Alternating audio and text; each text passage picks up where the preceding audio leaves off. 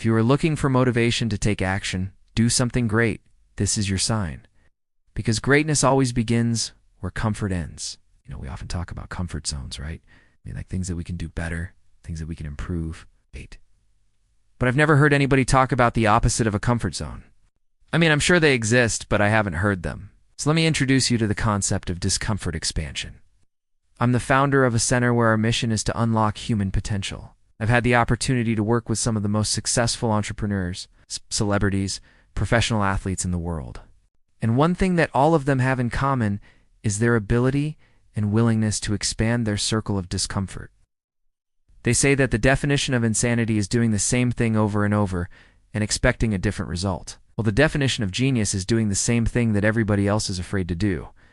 The thing that you really want to do, but you're too scared to do it, that's what makes you you. That's what makes you stand out from everybody else.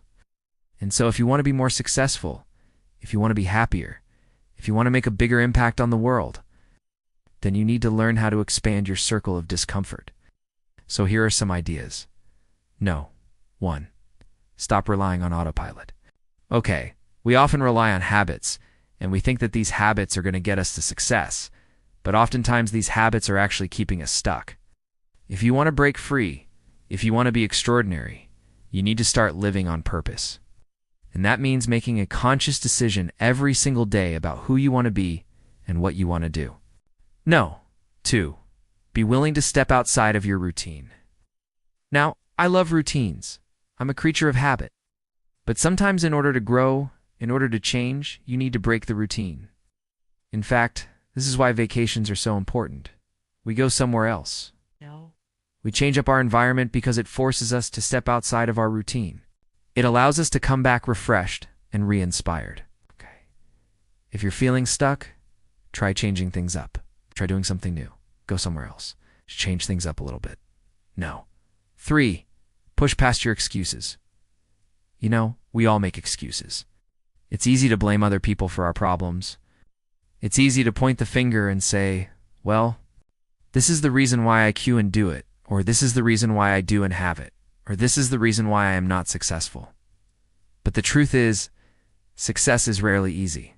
People that you admire, they didn't become successful by making excuses. They became successful by pushing past their excuses. For practice saying yes to new opportunities. Now, when I first started my career, I was so scared to say yes to things. I was like, oh my God, what if I mess it up? What if I can't deliver? But the truth is, I realized that if I wasn't willing to say yes to the opportunities that came my way, then I would never get the chance to say yes to the right one. And that's what happens. Once you say yes to one thing, another door opens. And if you say no, then that door will close and you might not get that opportunity again. 5.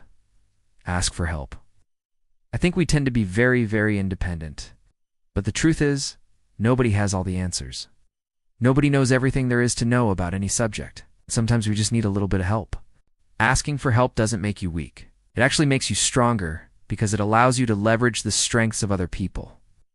Everybody you meet, they have different skills, they have different talents. Leverage those strengths, ask for help, and use it to your advantage. 6. Set healthy boundaries. Oftentimes we feel guilty about setting boundaries. But if you don't set boundaries with other people, then you're doing an injustice to yourself because you're allowing other people to dictate your life. And that's not fair to you. You need to make sure that you're re-putting your own oxygen mask on first before you re-helping other people. That way you can show up for other people without resentment. And I think that that's really important. 7. Embrace discomfort and see it as a sign that you're growing. I used to hate the uncomfortable conversations. I used to avoid them at all costs. But now I look for them. I look for them because I know that growth happens outside of my comfort zone. And so, whenever I feel uncomfortable, I say, wow, this must mean I'm learning something. This must mean that I'm expanding my circle of influence. And it's an incredible feeling. 8. Develop a tolerance for ambiguity. 8.